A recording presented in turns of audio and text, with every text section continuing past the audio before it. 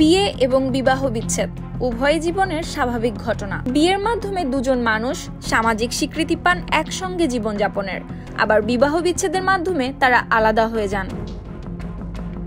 সাম্প্রতিক সময়ে বিবাহ বিচ্ছেদের ঘটনা বেড়েছে, যা সমাজে পারিবারিক বিশৃঙ্খলা সৃষ্টি করছে এবং শিশুদের ভবিষ্যৎকে প্রভাবিত করছে। তবে কিছু ক্ষেত্রে বিবাহ বিচ্ছেদকে আর্থিক সুবিধা লাভের উদ্দেশ্যে ব্যবহার করা হয়েছে।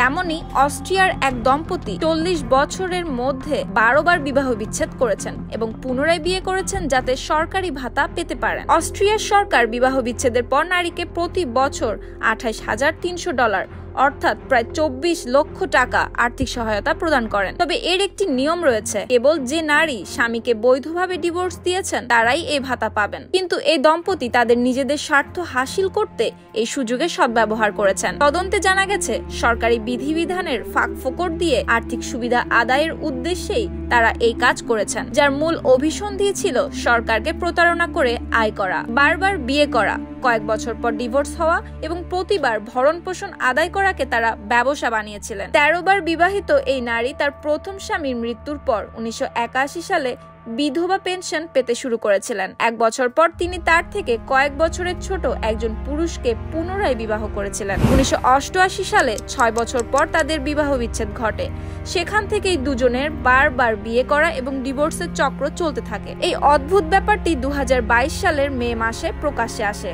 এই দম্পতির অভ্যাস ছিল প্রতি 3 বছর পর পর বিবাহ বিচ্ছেদ এবং পুনরায় বিয়ে করা। বারবার বিবাহ বিচ্ছেদ এবং পুনর্বিবাহ হওয়া সত্ত্বেও একসঙ্গে তারা রান্না বান্না করতেন, একই বিছানা ভাগ করে নিতেন বলেও জানা গেছে। এই অদ্ভুত ব্যাপারটি 2022 সালের মে মাসে প্রকাশ্যে আসে।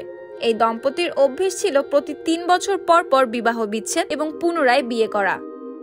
বারবার বিবাহ বিচ্ছেদ এবং পুনর্বিবাহ হওয়া সত্ত্বেও গ্র্যাজের অপরাধ তদন্ত বিভাগের কর্মকর্তারা জানতে পেরেছেন যে তারা একই বাড়িতে একসঙ্গে থাকতেন, একসঙ্গে রান্না করতেন, এমনকি একই বিছানা ভাগ করেও নিতেন। প্রতিবেশী এবং আত্মীয়রা দাবি করেছেন যে আনুষ্ঠানিক বিবাহ বিচ্ছেদ সত্ত্বেও তারা একই সঙ্গে বসবাস করেছেন। বিষয়টি নজরে এলে ক্ষোভে ফেটে পড়েন কর্তৃপক্ষ। এমনকি পরবর্তীতে যারা আসলেই বিবাহ বিচ্ছেদ নিতে চাচ্ছেন তারা এসব সুযোগ সুবিধা ভোগ করতে বেশ ঝামেলা পোহান। তবে এমন ঘটনা 2022 সালে আয়ারল্যান্ডেও ঘটেছিল বলে জানা গেছে।